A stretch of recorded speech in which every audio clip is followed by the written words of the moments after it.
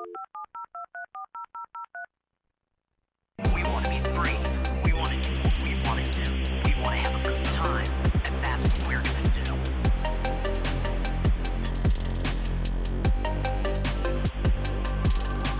We're going to have a good time. Hello everyone, welcome again to another episode of Bygone Bros. I'm Kyle White, joined here with my co-host and brother Trevor White. Hello. And we have a very special episode today that's very near and dear to both of our hearts.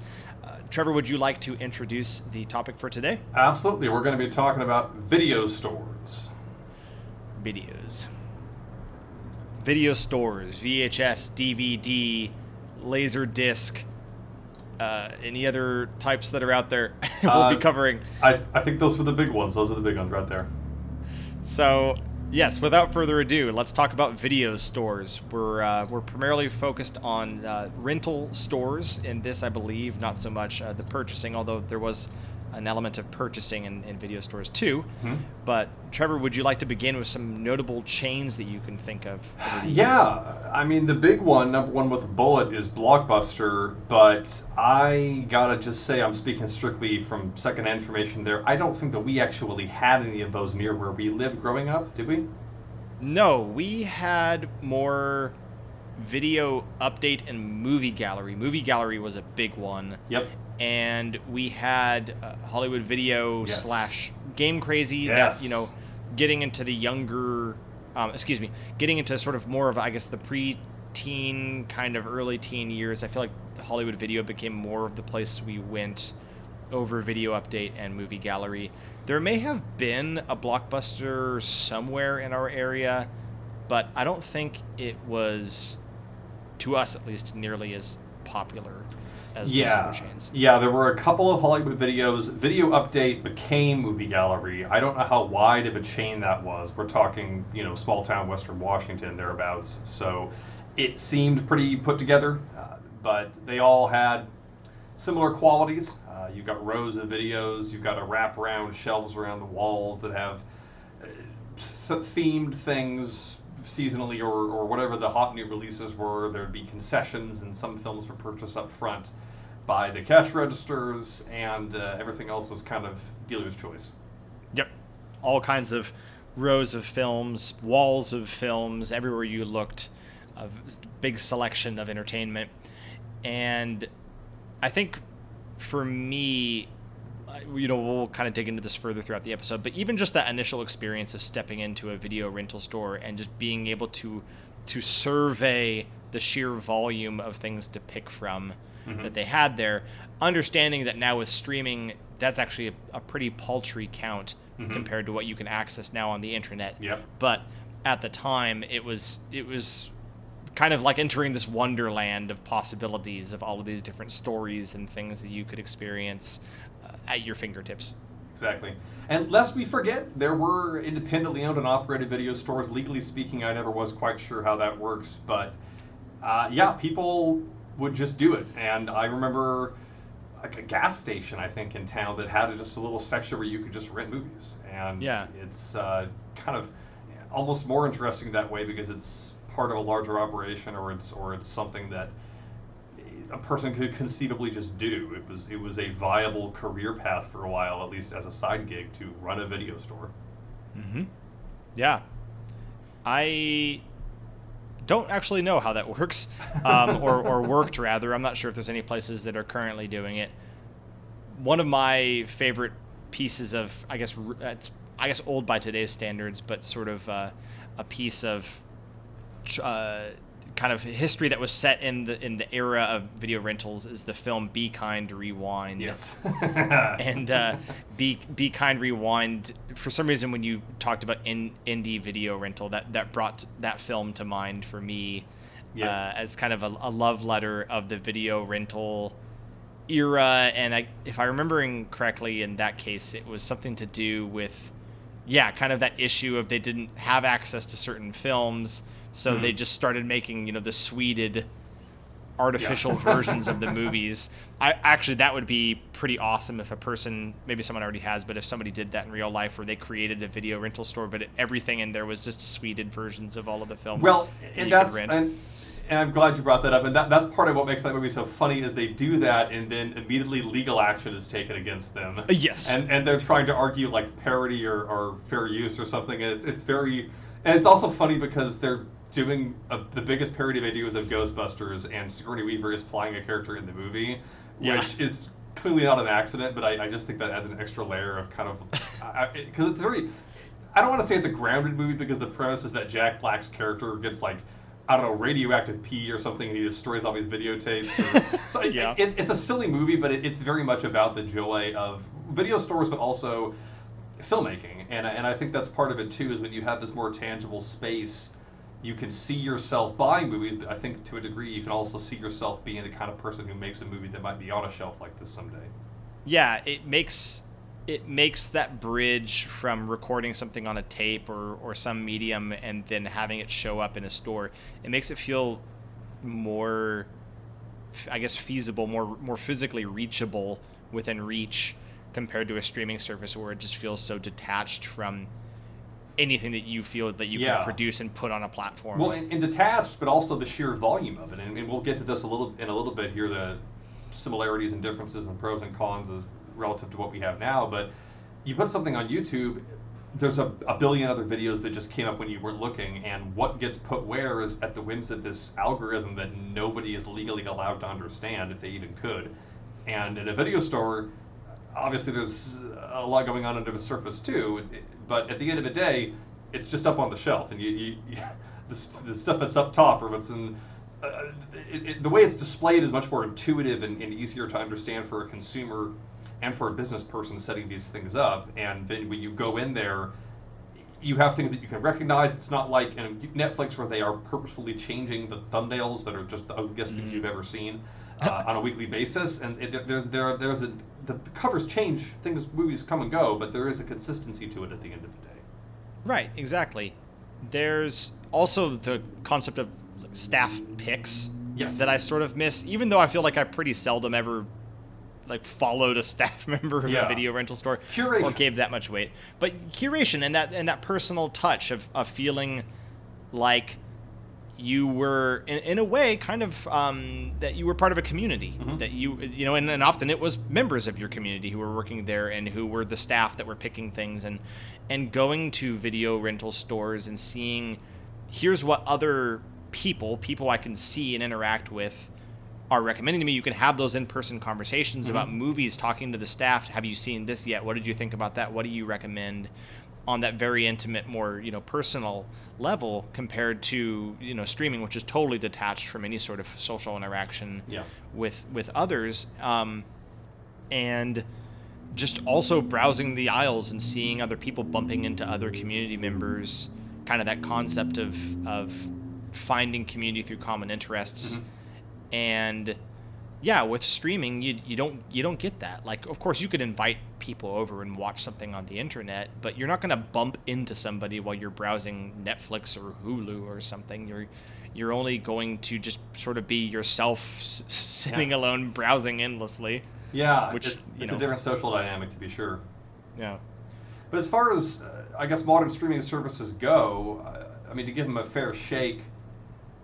What do we got? We got Netflix, we got Hulu, we got the streaming service formerly known as HBO Max. We've got pretty much every media company that's got these things. That's pretty much where we're at right now. So, Peacock, Paramount Plus, Disney Plus, ESPN Plus. I mean, what do you? Yes. What? I guess credit where it's due. I mean, what of those services do you think still kind of holds out of that spirit? And besides what we've already discussed, I mean, what do you think is sort of lacking there? I don't personally use any video streaming services for the record. Okay. I just use essentially YouTube, and that's kind of it. I think part of it is that I really haven't seen a whole lot that's made me feel that it was like must-see entertainment. And that's how these platforms often operate, is they'll get a few shows that are considered to be these blockbusters that everyone talks about and just raves about. And you just have to see this, and so you get the streaming service, I think, in large part, because you want access to those discrete shows. And that's a whole other conversation about the shift from cable to streaming and how streaming was supposed to make things more accessible, and now Yeah. it's become hyper compartmentalized and segregated, and you have to look up these massive charts. Like if you're trying to watch all the seasons of Pokemon, good luck. Like following all the seasons of Pokemon, you're across like a billion different streaming services. Yeah, no kidding.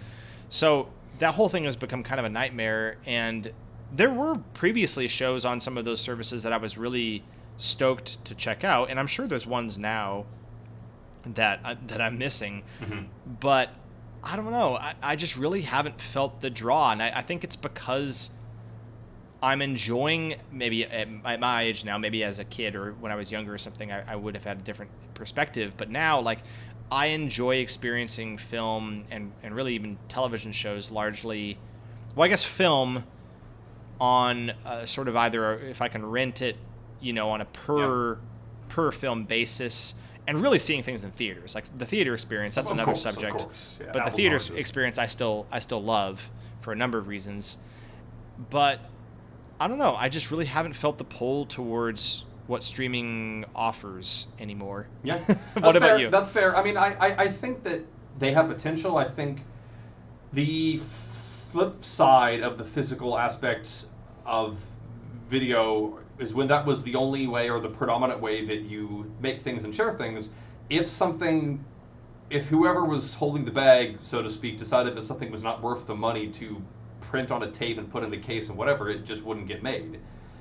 Or things, the distribution model dictates a lot of those things. And so, yeah, there's always been crummy movies, and there's a lot of crummy movies now, but I feel like the barrier to entry being lower for putting things on YouTube or for putting things on a streaming service does allow, I would think, certain voices that might not otherwise be able to get projects out to be available. Again, there's a lot of trash, there's a lot of blockbuster crud that's on these platforms, but I think that in concept, that's a good thing. And the options are great. I mean, there definitely are super obscure movies that I never would have seen if it wasn't for modern technology. I mean, some of those things might be a little, off the beaten path, shall we say, relative to the places where you're actually paying X amount of dollars per month, if you catch my meaning. But the technology is there. The resources are there.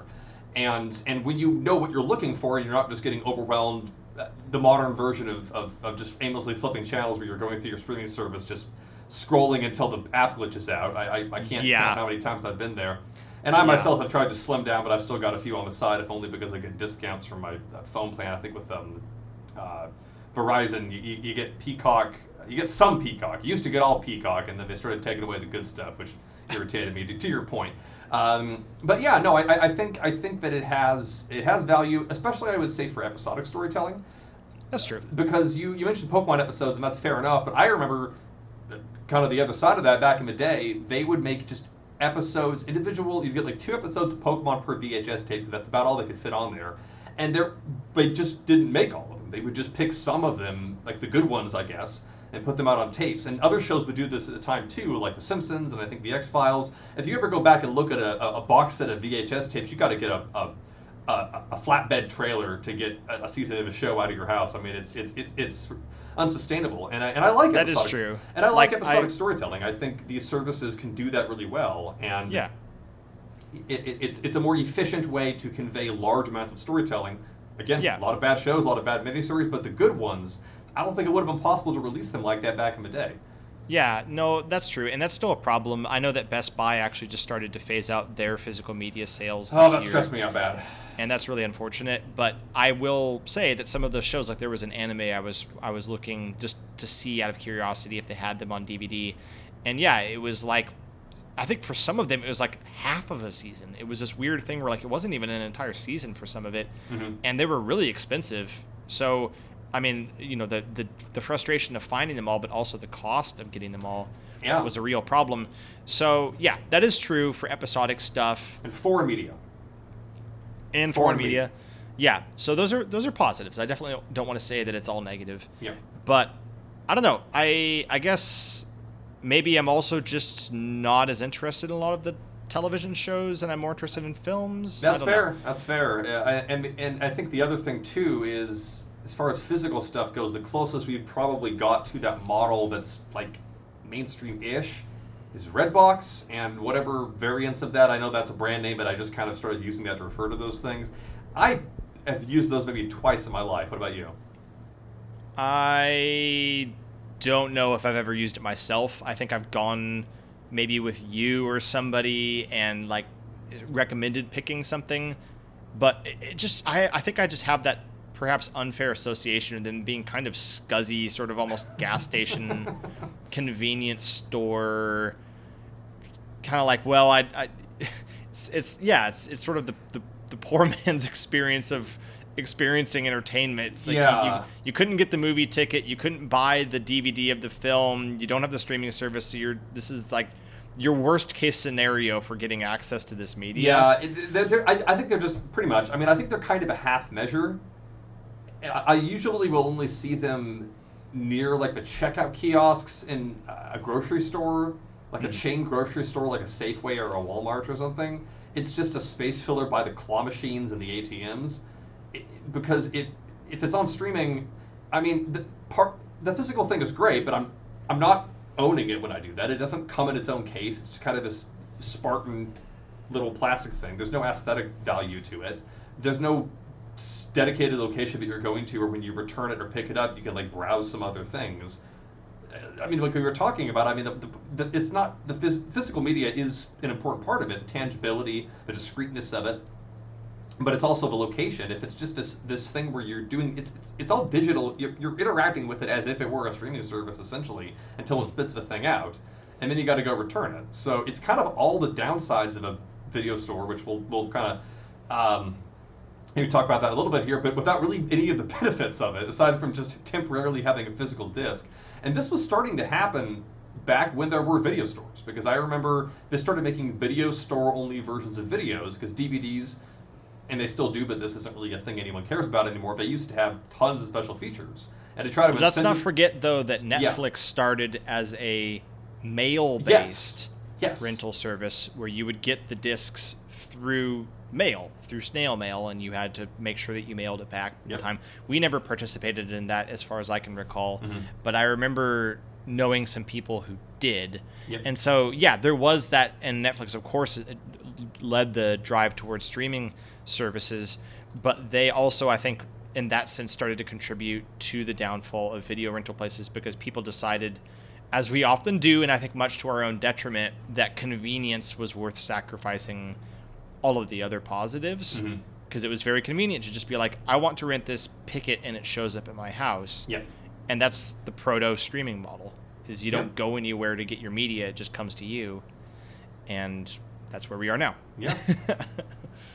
Well, I mean, let's also, of course, remember to shout out, there are still video stores out there. I think first and foremost, I want to represent for Scarecrow Video in Seattle. I'm watching, you can see, I got a shirt, the Rewind shirt that's from, I think you got me this shirt. Is it from Video Vortex?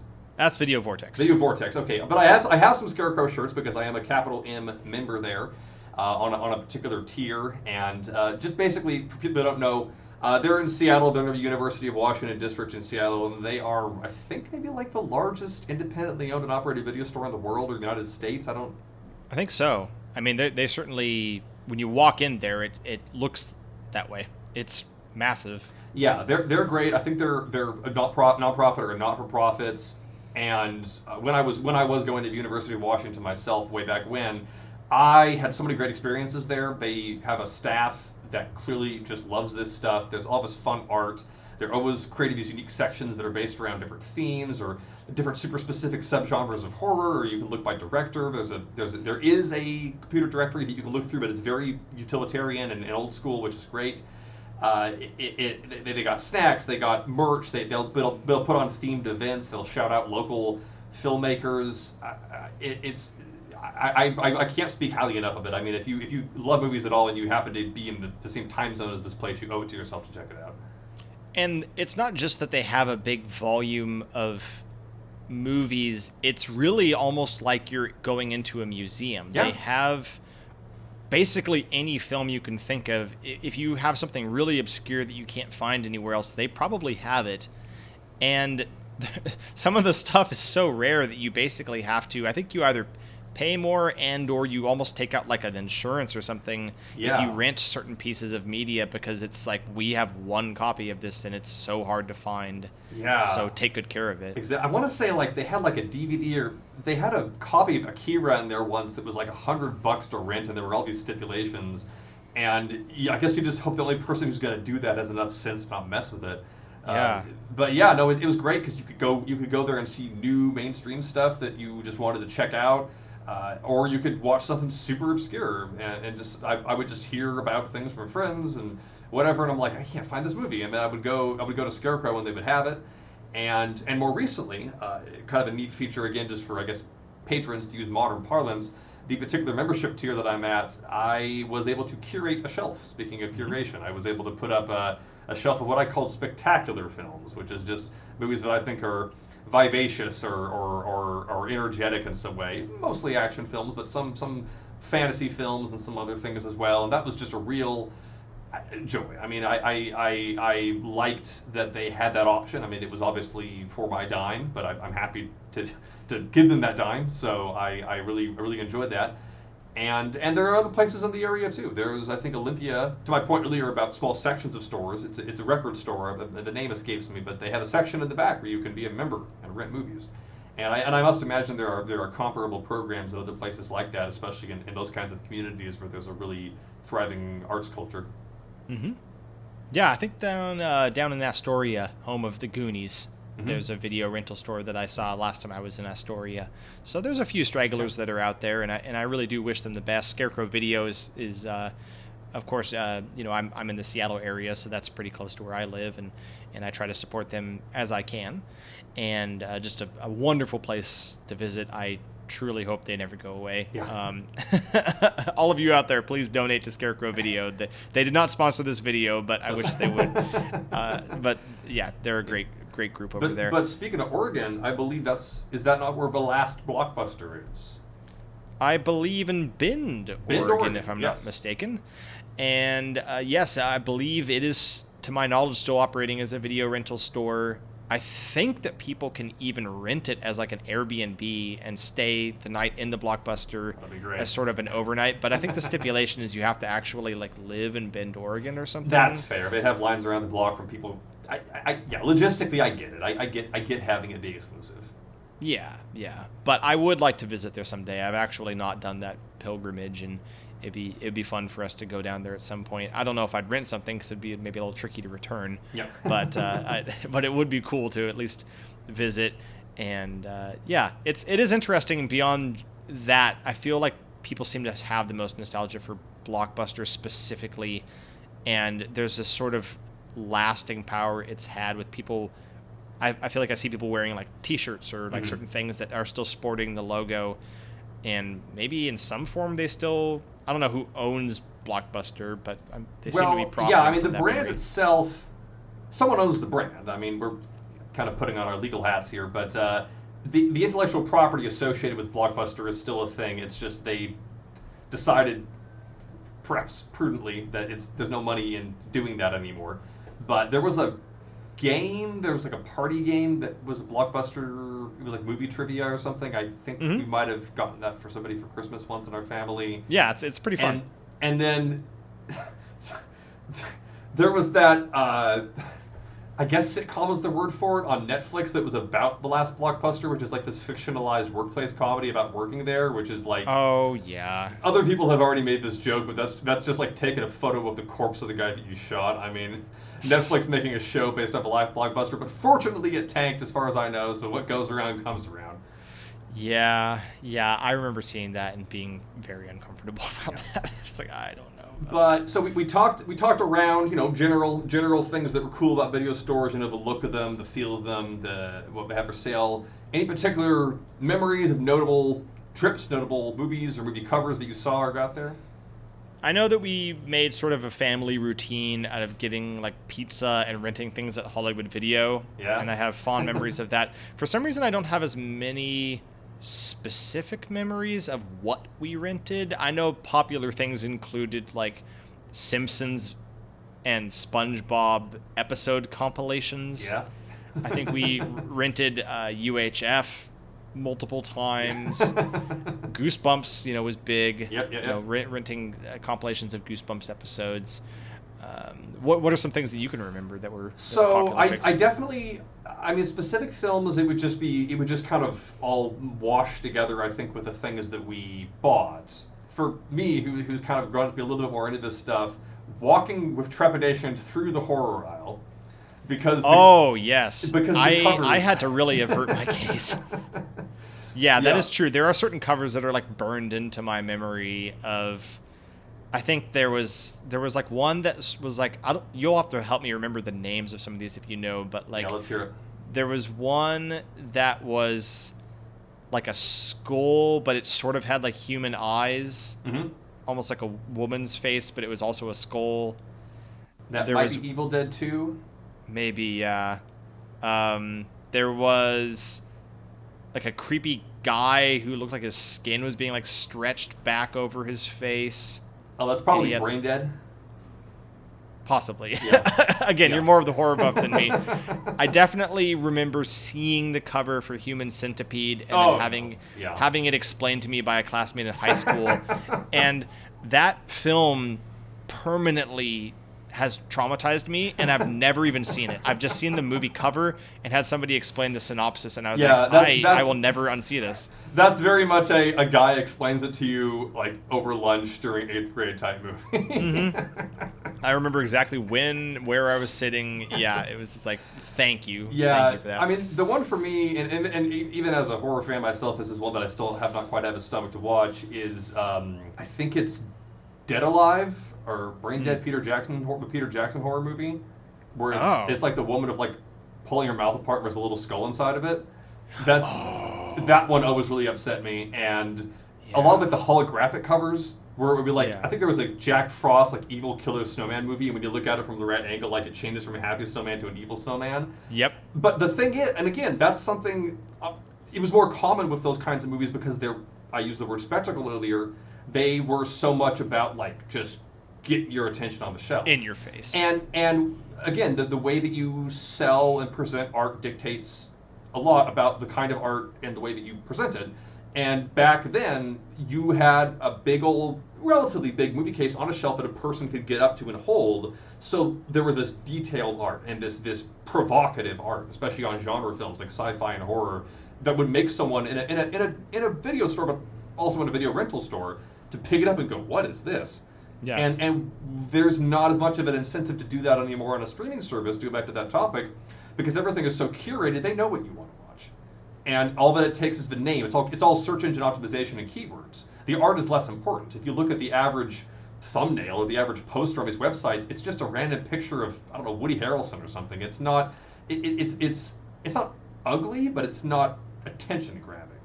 Yeah, it's not I wouldn't consider it really to be art. Like you said, it has much more of a utilitarian sort of cueing a person. I noticed on like older films, that they consider to be nostalgic or things like that, kind of older properties. On the times that I have seen streaming service menus, they oftentimes will flash like certain characters or things that are synonymous with certain scenes, to where it's clear that it's not on those types of films, that it's not really meant to convey something to someone who's never seen it before, but it's just sort of like a bunch of member berries, just kind of like, hey, remember this, remember that, don't you want to see this again? Yeah, they count on you already knowing what it is and wanting to watch it. Because otherwise you'd look at it and be like, who is this? Or like, what? Like, it wouldn't inform you about the movie, if that makes sense. Yeah, it's just highlighting like a scene or something. Yeah, there's no exploration. There's no like, let's see what's down on this shelf. Let's see what's behind this movie. Like that was it. Is I like that little, I guess, pilfering feeling that you have like when you go to a flea market or a cousin's house and you're just like, what? I want to see what's on this shelf. And that aspect, that physical aspect, is sort of lost. But yeah, no, I mean, I think definitely just individual memories of just the feel of it, just coming there with our folks and being like, hey, we got to rent some stuff, because I think at least for a while we were on like a membership plan at Hollywood Video where it was basically, we got to get our money's worth out of this. So just pick something, kids. And so I definitely had times where I was like, actually, I don't think really there's anything I want to watch. We're putting however much money into this, so I got to just pick something. Yeah, subscription fees even back then. Basically, yeah. But the environment, just puttering around, seeing just random stuff. And again, I wouldn't even watch. It was just so of its time. Like Paris Hilton movies or American Pie or just stuff where I'm like, I don't think I'm supposed to watch this, but I get that it's popular, so okay. But speaking of horror movies, one specific memory that I guess I can have is kind of dovetailing into some of the downsides. I think we can talk about briefly with this, mixing up cases and boxes, because we tried to rent, I think it was Harry Potter of a Sorcerer's Stone, and they put 13 ghosts in there. Possibly someone did that on purpose. some stoner kid working at it. It was the 2000s-ish remake of 13 Ghosts, and our folks, I think, watched that, and I was not present for that. I think they were a bit shook up because they're not really into that stuff. Funny enough, I did eventually watch that movie the other year. It is a lot of fun, and it is pretty gross and gory, but it is very silly, and I don't think I would have been ready for it at the time. Do you remember Pulse Pounders? Yes. Oh, God, yes. Yeah, somehow we managed to rent some of those, and I don't really know if we were supposed to. We gotta do like a whole Pulse Pounders episode, because you just activated a core memory there. Like and nobody else ever talks about them. I don't ever see them on streaming services. I think so I'll leave it at this for now. I think the distribution company is called Full Moon Entertainment. They are most well known among adult horror fans or horror fans in general for making a series of horror movies called Puppet Master, which if you've ever heard of them are I guess monster slasher movies-ish, but the creatures are puppets, like little possessed puppets, like even smaller than Chucky, like little guys that have little gimmicks and stuff. There's like 7 or 8 of these things, if not more. I think that was kind of their main thing, and these might have been like their young adult-ish spin-off, because they were all like starring kids for the most part. That's the only reason I can think of that those were a thing, is they were making all the Puppet Master money, and somebody had their Pulse Pounders thing on the side. Anyway, most of my strong memories were things I didn't rent, but that I got curious about. And that curiosity is not something that really happens when I'm either laser focused on the one thing I want, or I'm getting shown things that somebody thinks I already want to see. Exactly. And I wanted to bring up something, too, that just popped into my head, which is actually the value in sort of less is more. Because I know I spoke originally about how there was this huge appearance of tons and tons of films when you would go into a video rental store, and how, you know, by streaming standards, it wasn't very much, but at the time it felt like a lot. But at the same time, when you went to go rent something, when you went to go pick what you wanted to see, normally for us, it was like 1 or 2 movies, maybe 3 tops, when we would go rent something. And that was your commitment. Like, basically for that week, that is what you were going to watch. And whether you ended up loving what you picked or hating what you picked, like you wanted to get your money's worth, so you made sure that you sat through it and experienced it, and with rare exceptions that you experienced the whole thing. And I think that we nowadays don't have that same relationship with movies and shows, especially movies. I feel like when people are on streaming services, they have this endless supply. They know they can quickly shuffle between.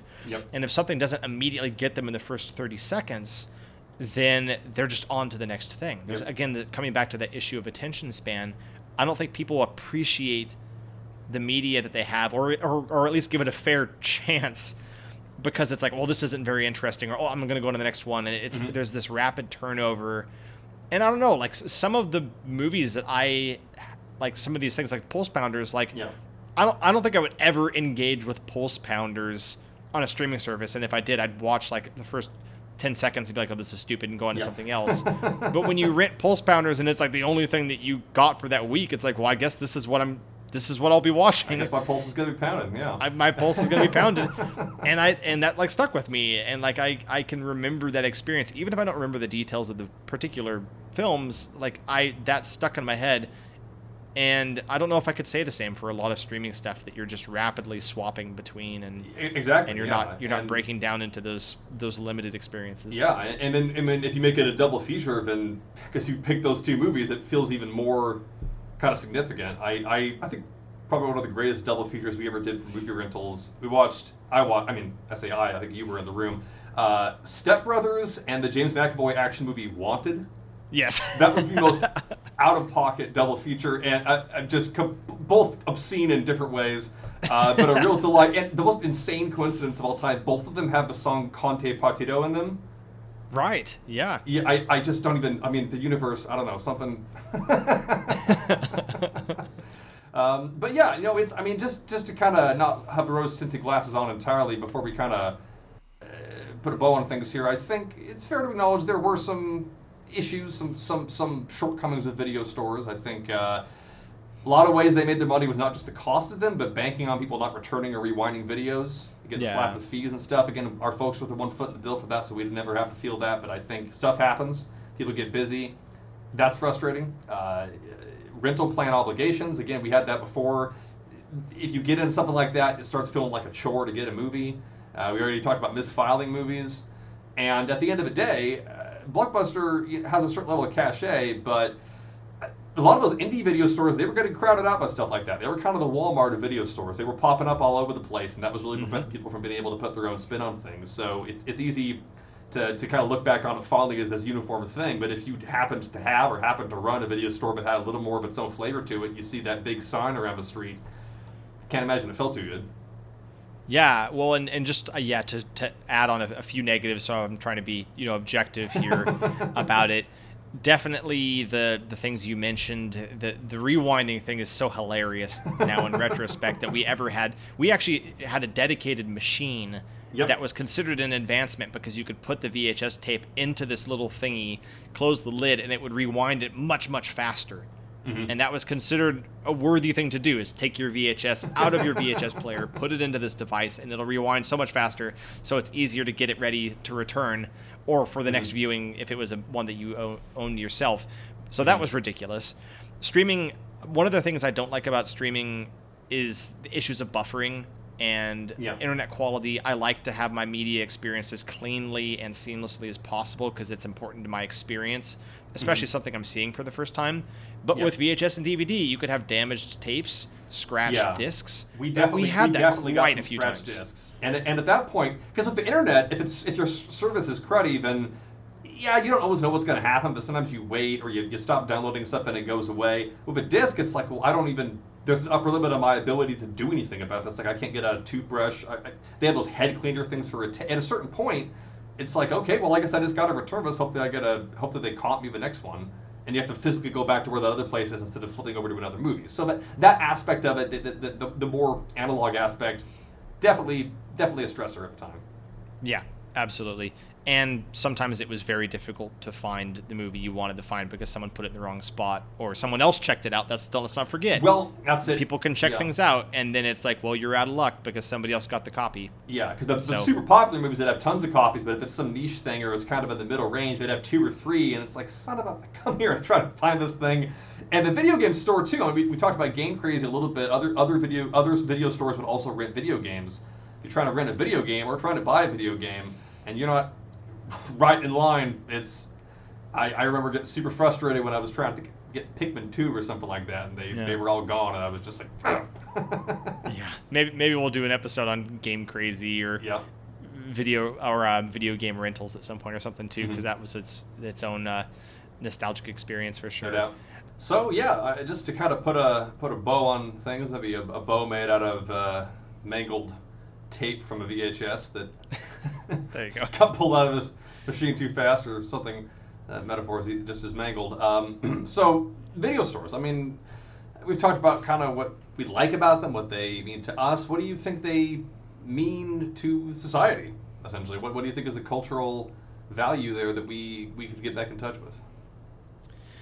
Yeah, so I guess to put it under our umbrella of Bring It Back or Bygone, our recurring segment, I would say Bring It Back, but it's from a perspective of, I don't know if you could really make it profitable. Like, I think, again, people have gone so much towards the convenience of streaming and the accessibility of it that it's kind of like, why would I go out and rent something when I can just stay at home or on my device and access everything at my fingertips? But I kind of hope it can maybe be brought back the way that the record industry has brought back vinyl.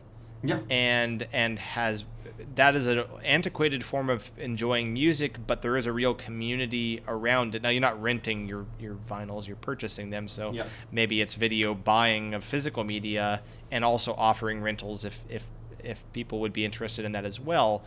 But yeah, for all the reasons we've described the value in having this sort of, you know, third space where people are convening, this community of people who enjoy the same thing, interacting with one another in that place that is the video store. It is the place where people who enjoy cinema, who enjoy television, who enjoy movies and shows can convene and have a common community in a place where they can share in those experiences, to have real media that you're interacting with, that you can pick up and hold and appreciate, and actually in having a more restricted selection and a bigger commitment to what you choose to experience, I think you get more out of it. So there's a lot of dimensions to it. There's the value in having a place where people can gather with like-minded interests and bump into each other and have that in-person interaction and that sense of common identity and common enjoyment. There's the media itself and how people experience it and engage with it. There's a lot of reasons that I miss having video rental stores and video stores in general, because like we said, Best Buy is getting rid of physical media. I feel like Best Buy was sort of the last big driver of places that you would buy, you know, DVDs and that kind of stuff. So where do you kind of fall? Yeah, I mean, I think you raised some really good points there, and definitely my knee-jerk reaction is to say bring it back, but I think I'm going to throw a curveball here. I'm going to explain why. I'm going to say Bygone, because I think video stores as they existed aren't something that I want to see more of. I don't actually want it to be this massive thing where they're everywhere, because again, then you have trouble with supply. You have kids running up and down the aisles. You have everything that you deal with when you go to a gas station or to a grocery store. When they were so popular, that's where I think a lot of those issues we talked about before came from. I think the concept is good, but the other thing too is the renting. At the end of the day, I like physical media, yes, but I also like owning it. I like having it. And when you're renting it, I talked about half measures. It is kind of a half measure. It's great to have that space to be able to pick these things up, but at the end of the day, you're still returning them unless you want to get hit with all those fees. So what I think would actually be great, and we could call them video stores, but a place, and maybe there are some rentals, it's an aspect of it, but it's predominantly about buying movies, or it's something that is, or like, again, I use Scarecrow as the gold standard. It's very specifically entrenched in its community. It's its own thing. I think if there's one thing I would want to keep around, it is those smaller stores. Again, I have no personal love for Blockbuster. We didn't have those. I'm there with all the '90s kids vibing over like the concept of that, but it's sort of stolen valor. I mean, we had Hollywood Video and a couple other smaller chains, and even those, again, they had their pros and cons. I think a place where you go to be around people who like movies and are able to discuss them and to see new things that are coming and going, I love that. But I think that for it to exist, you say bring it back. It's like the Pet Cemetery thing. Sometimes dead is better. I think if it would come back wrong. I mean, if it were to come back and exactly as it was, I don't think it would. Not even logistically, I just don't think I would like it. I think I want it to be something that's more discreet. I mean, I'm glad I was going to mention vinyl, because me saying bring it back would be like saying bring back vinyl. Well, vinyl's still here, but they make less of it, but by making less of it, they're able to make higher quality records. And this might be a different conversation, but I think the average quality of the average vinyl record now is probably higher than it was 50 years ago, when that was the only way music was being made, and it was being produced very cheaply and on mass scale, and a lot of really terrible records for bands that people would laugh you out of the room for even saying you listen to now. And I think with movies, again, to their credit, the places that are selling movies, yeah, there is some junk, but I see less of it. I see steelbooks.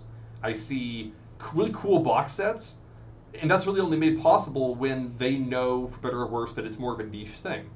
But I will add that it's not a one-to-one with vinyl, because I feel like as the purity and quality of the music goes up, that's I think pretty much all a net positive. True.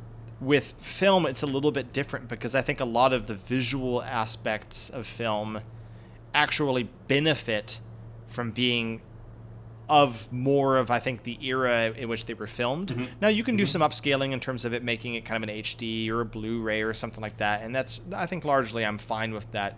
But when you start to get into the 4K and the frame rate increases, and now you're watching, you know, I had a time I was somewhere at a hotel, and they were showing like a 4K 60 FPS version of like Animal House, and I thought I was watching. Legitimately, I thought I was watching a Saturday Night Live skit that was making fun of the film because of the way that it looked. It looked cheap and unpolished, and you go watch like The Hobbit in 4K, and you can see like the lines of like the wigs that the dwarves are wearing. It's like, I don't need to see that. That's the opposite. That's take it away. We can say bygone to that for sure. So yes, but no, that's a very good perspective, and that's an important asterisk that I agree with your points. That let's not maybe bring back the old video rental model, but if we can bring back the appreciation of physical media in a place that allows people to access it, but in a way that's a superior experience, I think that would be the best way to go about it. Amen. Yeah. All right. Well, any other closing thoughts before we wrap up this episode on video rental stores? No, I think I'm ready to roll credits. Excellent. Yes. Please, everyone, be sure to be kind and rewind this episode, as Trevor's shirt indicates. And there you go. Reach through the screen and push the button. But yes, thank you all very much for tuning in and watching / listening.